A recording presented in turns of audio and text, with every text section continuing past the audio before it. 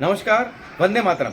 बच्चों, आपकी board examination प्रारंभ हो चुकी है। लोकल एग्जामिनेशन भी शीघ्र प्रारंभ हो रही है। आज मैं आपसे डिस्कस कर रहा हूं इस पर्टिकुलर वीडियो में regarding the time table, regarding the study schedule, regarding the time management कि भाई अगर एग्जामिनेशन चालू हो गई है और अब आप सेल्फ स्टडी मोड पे आ चुके हैं, आप घर से ही पढ़ाई कर रहे हैं, तो किस तरह से आपको पढ़ाई करना। मेरा जो टाइम टेबल है ना, ये बहुत ज्यादा इजी गोइंग है और इजीली आप इसको फॉलो कर सकते हो। 100% बच्चे इसको फॉलो कर सकते हैं। अरे सुबह देर से उठने वाले बच्चे भी इसको फॉलो कर सकते हैं, कहीं कैसी भी प्रॉब्लम नहीं है। तो देखिए, आपकी जर्नी कब से चालू होगी? आपकी जर्नी चालू होगी सुबह 6 AM से। 6 बजे उठना है। जल्दी तो नहीं है ना, मैं 4 या 5 की बात नहीं कर रहा हूं बच्चों, मैं 6 बजे की बात कर रहा हूं यार, बहुत इजी है। 6 बजे तो आप बिल्कुल आराम से उठ सकते हो।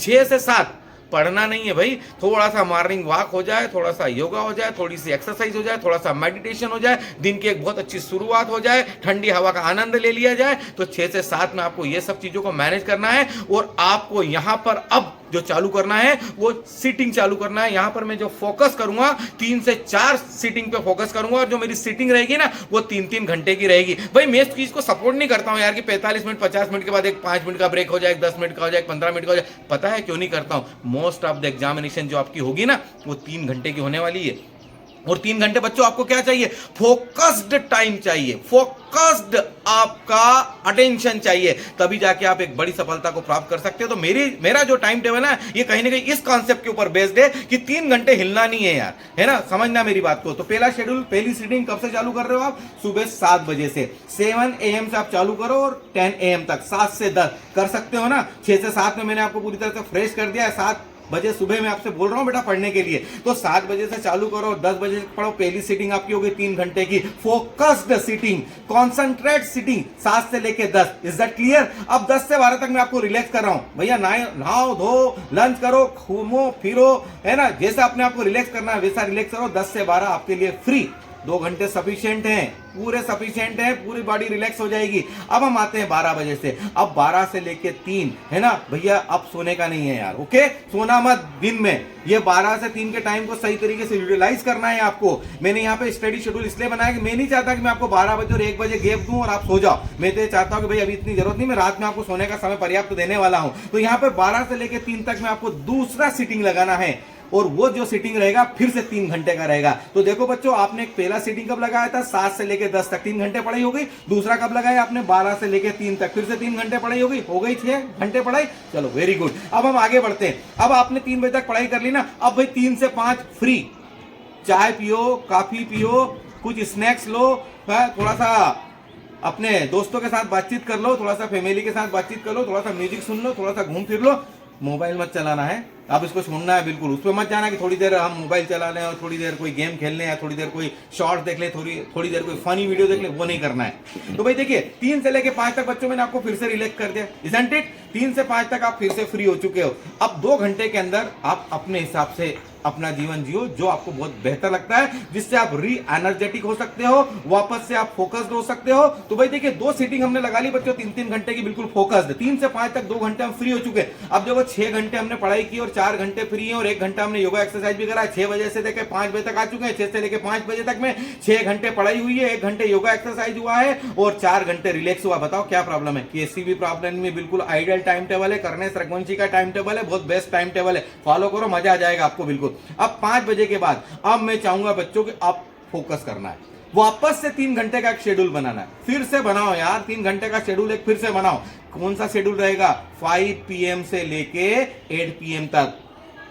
शाम को आप 5 बजे से अपनी पढ़ाई को चालू करेंगे और 8 बजे तक लगातार लेके जाएंगे। ये हो गई बच्चों आपकी तीसरी सीटिंग। क्या हो गई बच्चों? तीसरी सीटिंग हो गई आपकी फोकस्ड सीटिंग। और एक गजब 3-3 घंटे की 3 सीटिंग लगा ली आपने, 9 घंटे निकाल दिए। बढ़िया, वेल वेरी गुड। मजा आ रहा है ना पढ़ने में? बिल्कुल आएगा। फॉलो करके देखो, मेरी गारंटी, इतना खतरनाक पढ़ लोगे 2 दिन में तो ऐसा लगेगा पर यार पहले समझ में क्यों नहीं आया, नहीं तो मजा आ जाता बिल्कुल हमको। तो यहां पर आपने क्या करा बच्चों? 5 से लेकर 8 बजे तक 3 घंटे का एक और शेड्यूल लगा लिया। 8 बजे फिर से फ्री हो जाओ। अब मैं आपको बोल रहा हूं कि 8 से 9 1 घंटा फ्री। डिनर करो, थोड़ा सा रेस्ट करो, थोड़ी सी वॉकिंग करो, व्हाट एवर भी, अपने आप को रिलैक्स दो, अपने आप को री एनर्जेटिक करो और एक और सीटिंग लगा लो यार, चौथी सीटिंग। कौन सी सीटिंग लगाना है? चौथी सीटिंग लगाना है। कितने घंटे की लगाना है? देखो 8 से 9 तक रेस्ट कर लिया ना, अब 9 से 11 2 घंटे तो बनते हैं यार, 11 बजे सो, जल्दी नहीं है, 11 बजे तक सो, कहीं कोई समस्या नहीं। 9 से 11 एक सीटिंग और लगा लो, कितने घंटे पढ़ाई हो गई? 3-3 घंटे के 3 फोकस्ड शेड्यूल, और एक और 2 घंटे का, 3 या 9 और 2 11, 3 3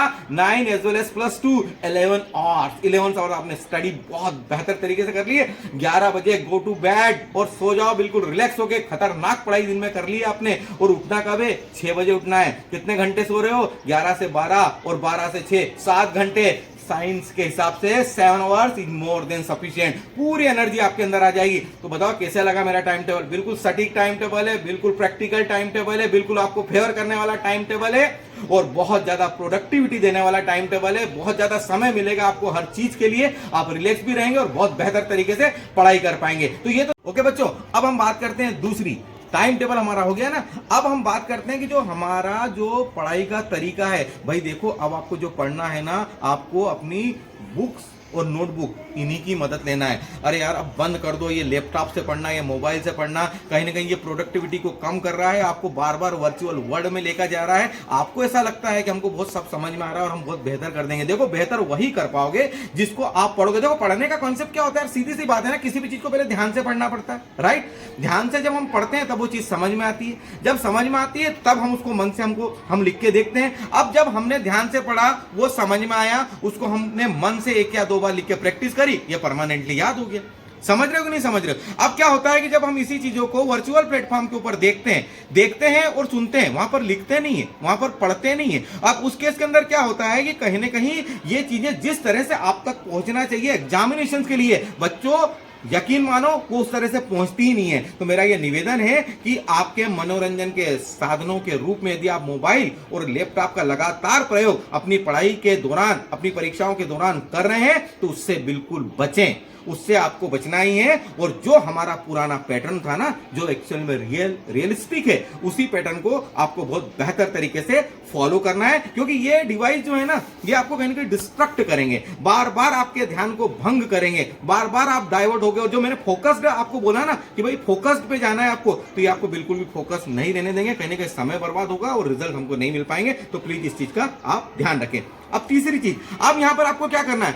आप लोग क्या कर रहे हो? क्वेश्चन को याद करने की कोशिश करो परीक्षाओं के लिए। इतने क्वेश्चन लगा लिए, उतने क्वेश्चन लगा लिए, इस बुक में से भी देख लिया, उस बुक में से भी देख लिया। लगातार हम मटेरियल ज्यादा से ज्यादा इकट्ठा करने की कोशिश कर रहे हैं, ज्यादा से ज्यादा क्वेश्चन को अटेम्प्ट करने की कोशिश कर रहे हैं, ज्यादा से ज्यादा सैंपल पेपर को लगाने की कोशिश कर रहे हैं। लेकिन यहां पर किसी इंडिविजुअल क्वेश्चन का रट्टा मारने की कोशिश मत करो, इंडिविजुअल क्वेश्चन को लर्न करने की कोशिश मत करो। आप तो इन डिफरेंट सोर्सेज से यह पता लगाओ कि आपकी किस टॉपिक के ऊपर बहुत बेहतर पकड़ है, किस तरह के क्वेश्चन आप लगा पाते हैं और किस तरह के क्वेश्चन आप नहीं लगा पाते हैं। तो आपको उस इंडिविजुअल क्वेश्चन पे फोकस नहीं करना है बच्चों, आपको उस टॉपिक का पता लगाना है जिस टॉपिक के रिलेट करते हुए क्वेश्चन आप नहीं लगा पा रहे हो। तो इन क्वेश्चनों को देखना बंद करो, पहले टॉपिक के ऊपर पूरा फोकस करो, टॉपिक को पूरी तरह से क्लियर करो, उसके बाद फिर से क्वेश्चन को देखो। जैसे आप क्वेश्चन देखोगे तो आपका टॉपिक क्लियर है, तो वो ऑटोमेटिक मोड पे आ जाएगा और आपको ज्यादा परेशान नहीं होना पड़ेगा। अदरवाइज आप क्या करोगे? आप लर्न करना चालू कर दो। यार लर्न कुछ नहीं होता है, ये लर्निंग लर्निंग लर्निंग लर्न नहीं हो रहा है। बहुत बड़ा आंसर है, हम कैसे लर्न करेंगे? फालतू की बातें। यदि कोई चीज समझ में आ जाती है ना, तो हम कितना भी उसके बारे में लिख सकते हैं, कितना भी उसके बारे में बोल सकते हैं। आगे मैं जो आपसे बात कर रहा हूं ना, कोई स्क्रिप्ट लेके बात नहीं कर रहा हूं, कहीं से सुनी हुई बात नहीं कर रहा हूं। जो प्रैक्टिकल मैंने पढ़ा है, जो प्रैक्टिकल बच्चों को देखा है, वही प्रैक्टिकल बात कर रहा हूं। अब आप मेरे से बोलोगे कि सर और बोलो और लिखो, तो भाई मैं तो 4-5 घंटे भी तैयार हूं। क्या होता है? एक प्रैक्टिकल नॉलेज हो जाता है, और वो तब आता है जब हम उस चीज से जूझते हैं। हमारा माइंड तभी शार्प होता है जब हम कॉम्प्लेक्स फॉर्म में किसी चीज को देखते हैं, समझने की कोशिश करते हैं। आप अपने ब्रेन को विकसित करना चाहते हैं ना, तो इस डिवाइस से बचे, पढ़ने के ऊपर ज्यादा फोकस करें, पढ़ने के बाद सोचे। जितना आप सोचोगे, जितना सिर में दर्द होगा, उतनी ही धीरे धीरे प्रोडक्टिविटी हाई होगी, धीरे धीरे आपका ब्रेन ऑटोमेटेड मोड पे आएगा, वो शार्प होने लग जाएगा। यदि आप इसी तरह का टूल्स का उपयोग करते रहे, हर चीज को सिंपलेस्ट फॉर्म में अपने पास बुलाते रहे, तब कभी भी आपका ब्रेन कॉम्प्लेक्स फॉर्म के लिए तैयार नहीं रहेगा। और याद रखो, वो कंपटीशन एग्जाम हो या बोर्ड एग्जामिनेशन हो, क्वेश्चन कैसे फॉर्म में आते हैं बच्चों? क्वेश्चन कॉम्प्लेक्स फॉर्म में ही आते हैं। कई बार ये होता है ना एग्जाम में, और ये और मैं कर देता, पर प्रश्न ही समझ में नहीं आया। कभी सोचा ये प्रश्न क्यों समझ में नहीं आया? ये प्रश्न इसलिए समझ में नहीं आया, कभी भी हमने इस प्रश्न का कॉम्प्लेक्स फॉर्म देखा ही नहीं था, हमने सिंपलेस्ट फॉर्म ही देखा था। तो भाई पढ़ने के तरीके को पूरी तरह से बदलिए। आप उस इंटायर चैप्टर के सब टॉपिक पे या टॉपिक के ऊपर फोकस करिए। ज्यादा प्रॉब्लम आती है तो अपने संबंधित शिक्षक से इसकी डिस्कस करिए, वो टॉपिक एक बार फिर से एग्जामिनेशन के पहले क्लियर कराइए और उसके बाद क्वेश्चन को उस पर्टिकुलर टॉपिक से वेरीफाई करिए। तो बच्चों, इस वीडियो के अंदर मैंने आपसे 3 चीज डिस्कस की है। एक मैंने डिस्कस किया है टाइम मैनेजमेंट को लेकर, प्लीज ध्यान रखिएगा। दूसरा मैंने आपसे डिस्कस किया है कि आपको इलेक्ट्रॉनिक डिवाइसेस से पढ़ाई करते समय बचना है, इसका भी ध्यान रखना है। और तीसरा मैंने आपसे निवेदन किया है कि इंडिविजुअल क्वेश्चन के ऊपर ज्यादा अटेंशन मत देना, टॉपिक के ऊपर अटेंशन देना। नंबर ऑफ क्वेश्चन से यह वेरीफाई करना है कि टॉपिक कितना गहरा आपके लिए तैयार हुआ है और उसको कितना और आपको तैयार करना। Hope thing is very clear, और आशा करता हूं कि सभी बच्चों को ये मेरा जो स्ट्रेटेजी है ये काम आएगा। बहुत प्रैक्टिकल स्ट्रेटेजी, एक बार फॉलो करके देखो, डेफिनेटली आपको रिजल्ट मिलेंगे। थैंक यू, जय हिंद।